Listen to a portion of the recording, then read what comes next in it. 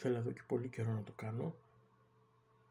Βρήκα ευκαιρία να κάνω ένα βίντεο σε σχέση με ταινία. Αποφάσισα ότι θέλω να δω σήμερα το Ghostbusters Frozen Empire του 2024. Ωραίο, μπορώ να πω, ωραία γραφικά. Τα βέβαια 2024 είμαστε, εννοείται πως τα γραφικά πρέπει να είναι ωραία. Δεν μπορώ να πω ότι λίγο κουραστικό το ότι η κόρη των Ghostbusters έχει ψυχολογικά. Βέβαια το σενάριο έχει να κάνει με το ότι επειδή ακριβώς έχει ψυχολογικά γνωρίζει ένα φάντασμα και το φάντασμα σου βοηθάει και πάει λέγοντας. Ταιριάζει με την πλοκή στην ουσία της ταινίας. Ωραία ταινιούλα, καλή. Το φάντασμα, να το πούμε έτσι, που πιο πολύ με δαίμονα μοιάζει παρά με φάντασμα, ωραίο, όπως είπα, γραφικά ωραία. Φυσικά κλασική Dana Aykroyd και Bill Murray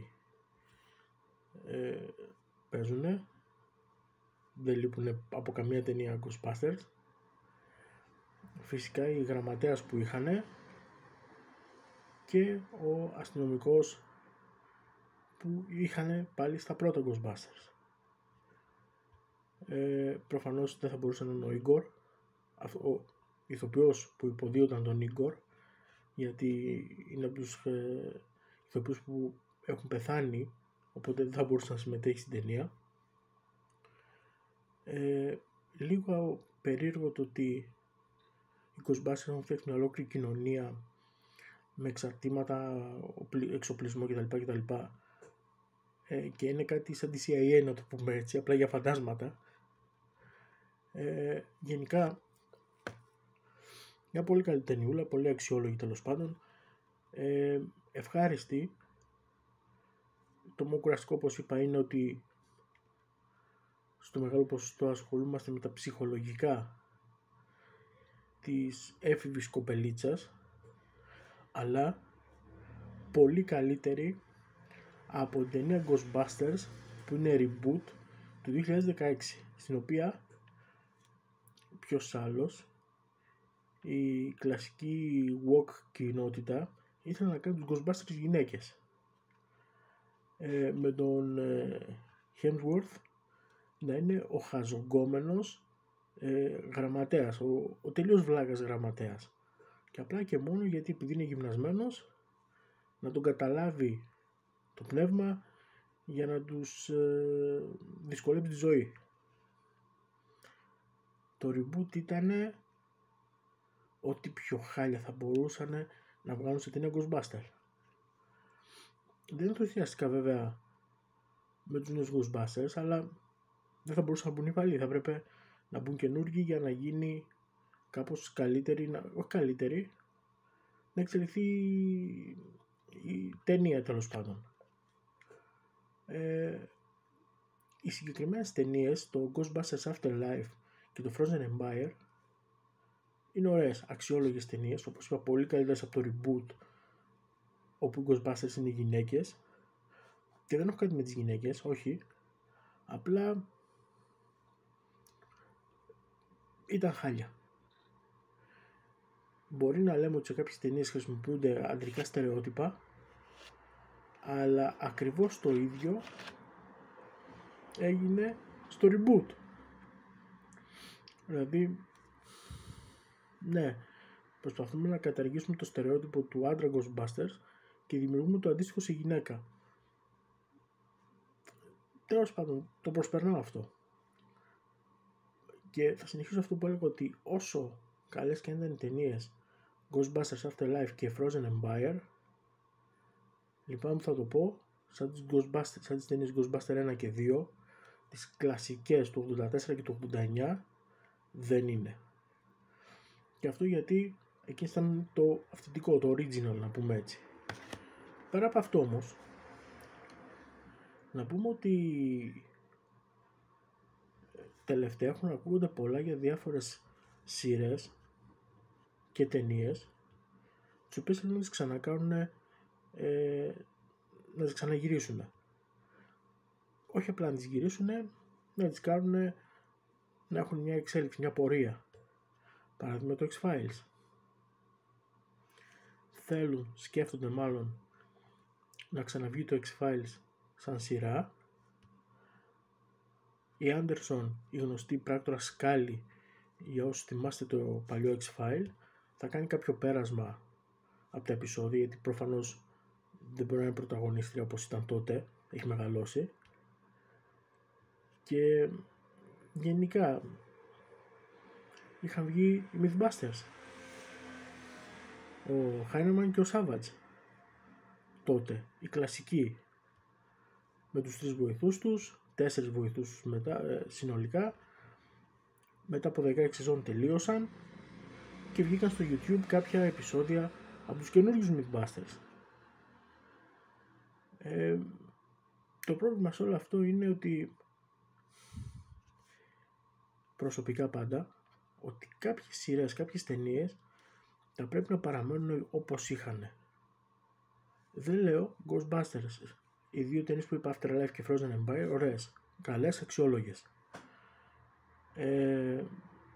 Εδώ θα πω ότι ναι, άρχισε να βγει κάτι για να μαθαίνουν και οι νέοι κάποιες καλές ταινίες, γιατί όταν κάποιος νέος θα δει αυτές τις 2 ταινίες, θα μπει στη διαδικασία να δει και τις 2 πρώτες, οι οποίες είναι σαφώς καλές, βάσει των δεδομένων του 80, της δεκαετίας του 80.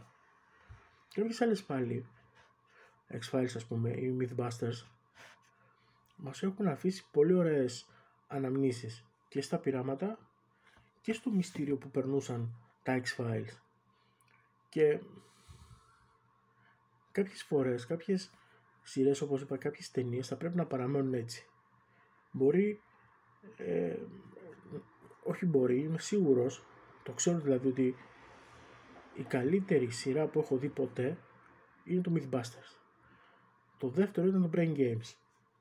Όποιος ενδιαφέρεται ας τα δει, ειλικρινά είναι γαμάτες σειρές. Η μία έχει να κάνει πειράματα φυσικής χημίας και πάει λέγοντας, και η δεύτερη έχει να κάνει με ψυχολογία, με το πώς λειτουργεί ο εγκέφαλός μας, πώς λειτουργούν τα διαφορετικά σημεία του εγκεφάλου μας, και είναι πολύ διασκεδαστικό και ωραίο σαν σειρά. Παρ' όλα αυτά, λέω και εγώ θα δω το Mythbusters το καινούριο. Πάω να βρω το πρώτο επεισόδιο, το κοιτάω, λέω θα δω και το δεύτερο, γιατί καμιά φορά το πρώτο, επειδή είναι πιλωτικό, δεν του δίνουμε την αξία που πρέπει, ή είναι ίσως, επειδή ακριβώς είναι πιλωτικό, δεν είναι σωστά, δεν είναι έτοιμο σωστά. Θα δω και το δεύτερο. Δεν λέω καλή αυτή που είναι στη σειρά Mythbusters, αλλά δεν βγάζουν αυτό το κάτι που είχε ο Adam Savage και ο James Heineman. Οπότε και το παράτησα. Το θέμα είναι ότι ναι μεν από τη μια είναι καλό να βγαίνουν τις σειρές και ταινίες βασιζόμενες σε προηγούμενες σειρές και ταινίες, αλλά καμιά φορά δεν είναι και άσχημο. Αν κάποιος θέλει να δει τα X-Files, ας δει τα παλιά. Ας δει τα παλιά Mythbusters, ας δει τα παλιά Ghostbusters, ας δει το παλιό Kickboxer με τον Van Damme. Όχι το τελευταίο, τα τελευταία μάλλον είναι άσχημα, αλλά η αλήθεια είναι ότι σαν τα πρώτα δεν είναι. Το να προσπαθούμε να αναμασάμε τα ίδια και τα ίδια είναι και λίγο κουραστικό. Το ίδιο αυτό το πράγμα που γίνεται και με το Star Wars.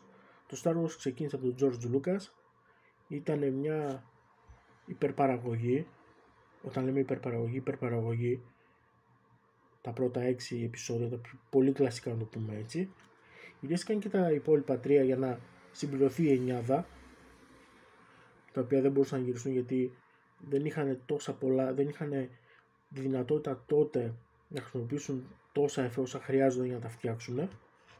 Και από ένα σημείο και μετά ξεκίνησε αυτό το franchise του Star Wars και τώρα το μόνο που κάνουν είναι να αρμέγουν τους φάντος του Star Wars και να τους δίνουν ό,τι σκουπίδι τους κατεβαίνει.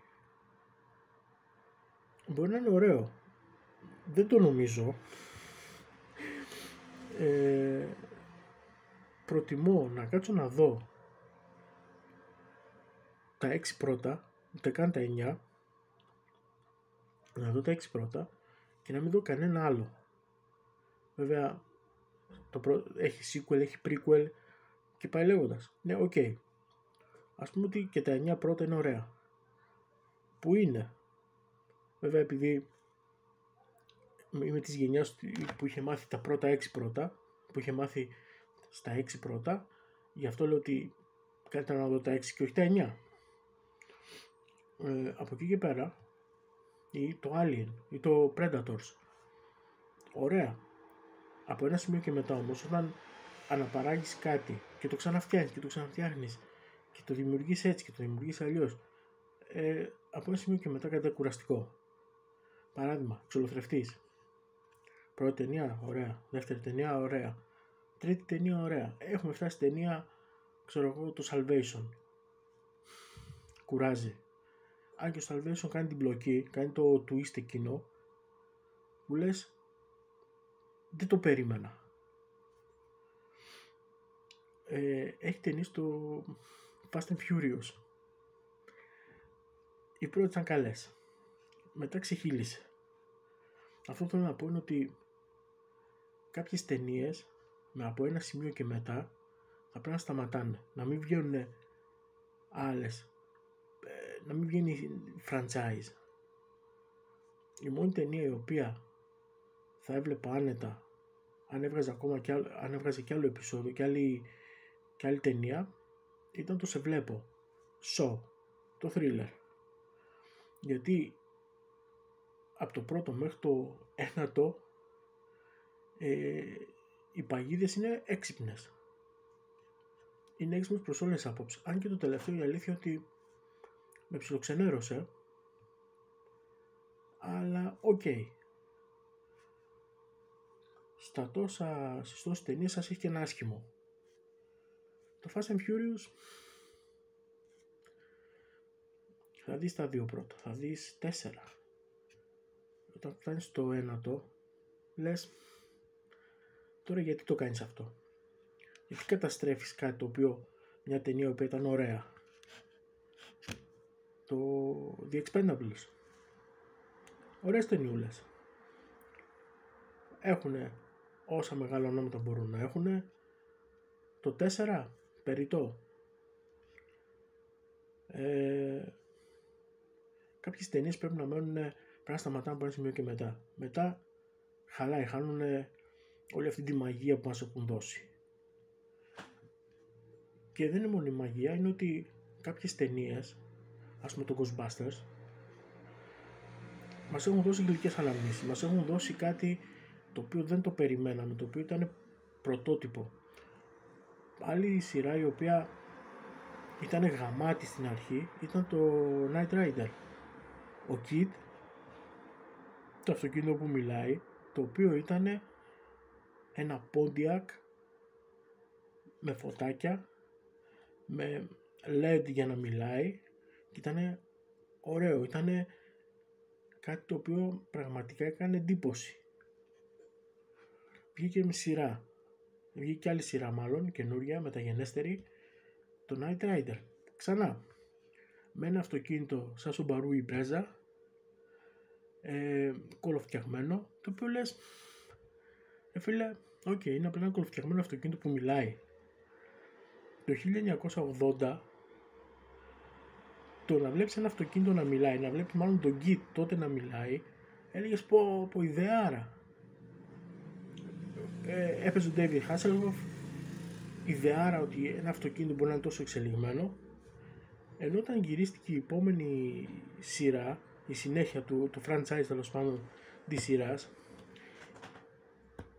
λέγαμε ότι ήδη υπάρχουν κολοφτιαγμένα αυτοκίνητα, αεροτομές, νέων, δυο μπουριά από πίσω για εξατμίσεις.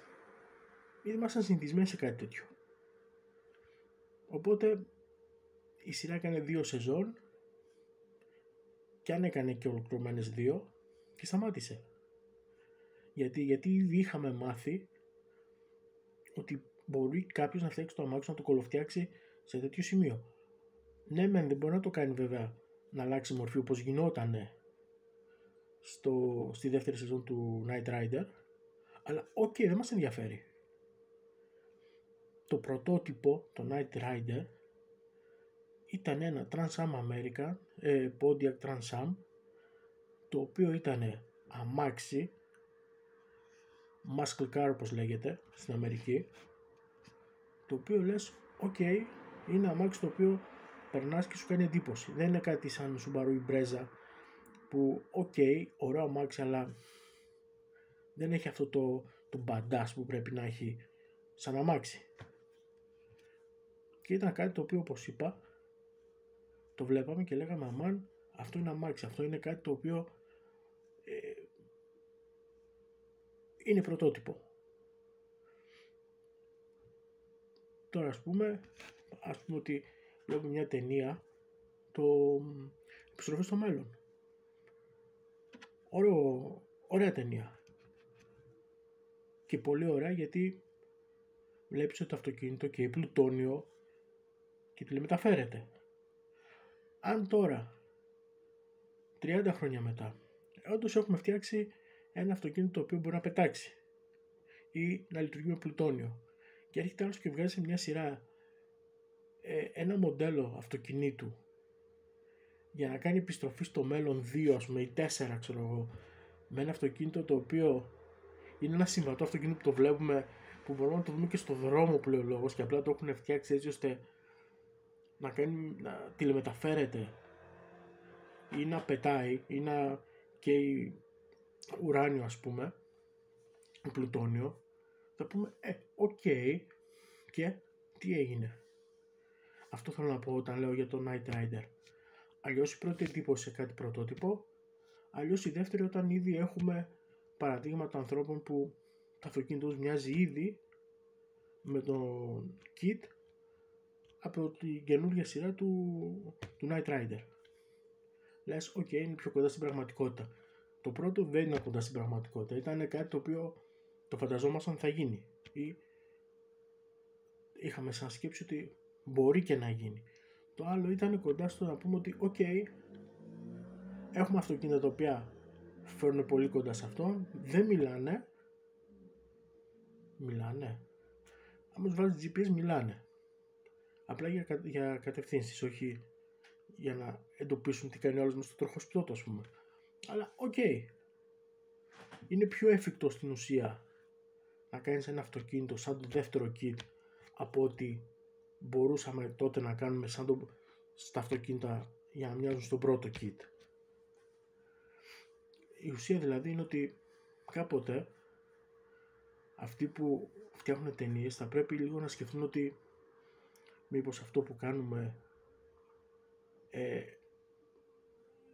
θα κάνει περισσότερο κακό στους φαν κάποια σειράς παρά να τους πορώσει περισσότερο. Αυτό είναι βασικά το θέμα.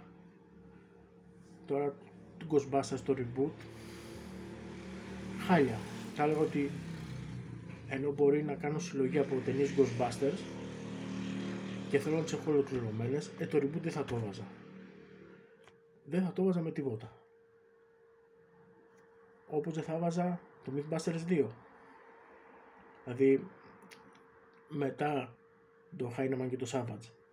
Δεν θα το κατέβαζα ποτέ. Ακόμα και μου το δίναν δεν θα το έβαζα, να το κρατήσω συλλογή. Βέβαια τα γούστα διαφέρουν, μπορεί σε άλλους να αρέσει. Απλά είναι αυτό που είπα, ότι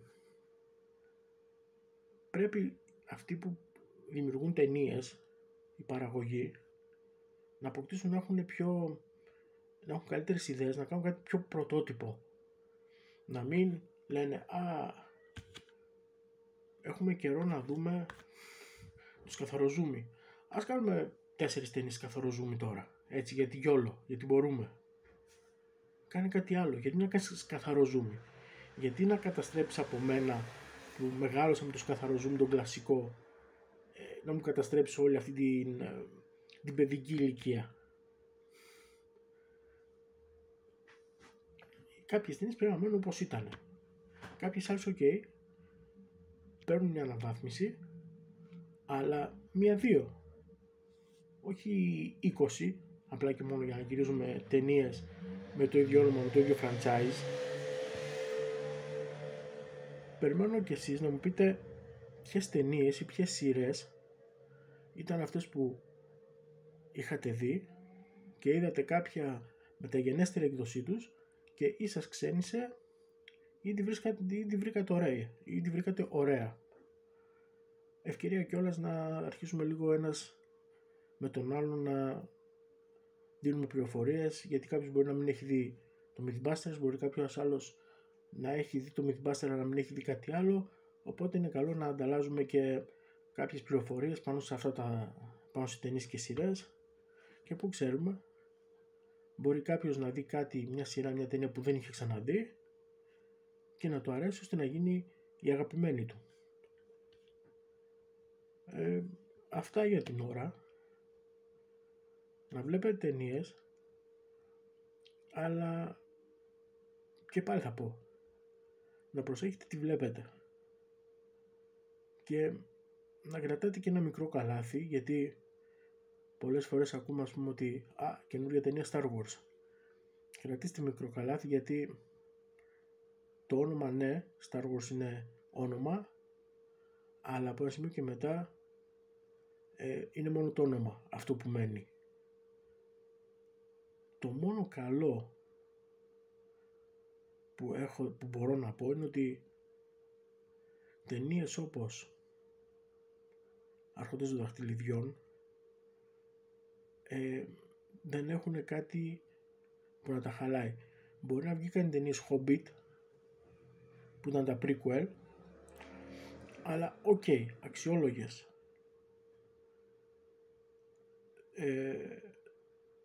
Δεν θα πω ότι δεν ήταν ωραίες, ήταν ωραίες. Βέβαια, κλασικές Άρχοντες των Δαχτυλιδιών και δεν παίζονται με τίποτα. Αλλά και άλλες ήταν αξιόλογες. Δηλαδή, αν κάποιος πει θα κάνω μαραθώνιο Lord of the Rings και Hobbit, θα το απολαύσει. Αν κάποιος πει ότι θα δω Fast and Furious από το 1 μέχρι το 10, το 10 είναι αυτό που ετοιμάζεται μάλλον, θα πεις ok, θα δω, αλλά δεν θα το ευχαριστηθώ κιόλας, γιατί από ένα σημείο και μετά γίνεται σούπα. Επικίνδυνες αποστολές, ωραίες σαν ταινίες, αλλά ναι, όπως και να το κάνουμε, ο κύριος Tom Cruise δεν μπορεί να γίνει James Bond όσο και να προσπαθεί. Άλλο να δεις 16 ταινίες James Bond, που ακριβώς είναι αυτό που είπα, ότι τότε, με τα δεδομένα του τότε που γυρίστηκαν οι ταινίες, ήταν κάτι το original, κάτι το οποίο σε έβαζε διαδικασία ότι τώρα θα το κοιτάξω. Μπορεί να μην έχει τη δράση, την τρελή που έχει το επικίνδυνες αποστολές, αλλά σε έβαζε μια διαδικασία να πεις κοίτα την κατσετάκια σκεφτήκαν να βάλουνε, το οποίο τώρα μπορεί να είναι πιο εφικτό από ό,τι ήταν το τότε. Γι' αυτό να βλέπετε ταινίες και αν κάποια σας ξενήσει ή κάποια σας αρέσει, αφήστε το στα σχόλια και θα είναι και ευκαιρία και εγώ να δω κάποια ταινία και κάποιος άλλος που μπορεί να θέλει να δει μια ταινία, να ανταλλάξουμε ιδέες στο αν κάποια ταινία αξίζει ή αν κάποια ταινία δεν αξίζει. Αυτά και αυτά.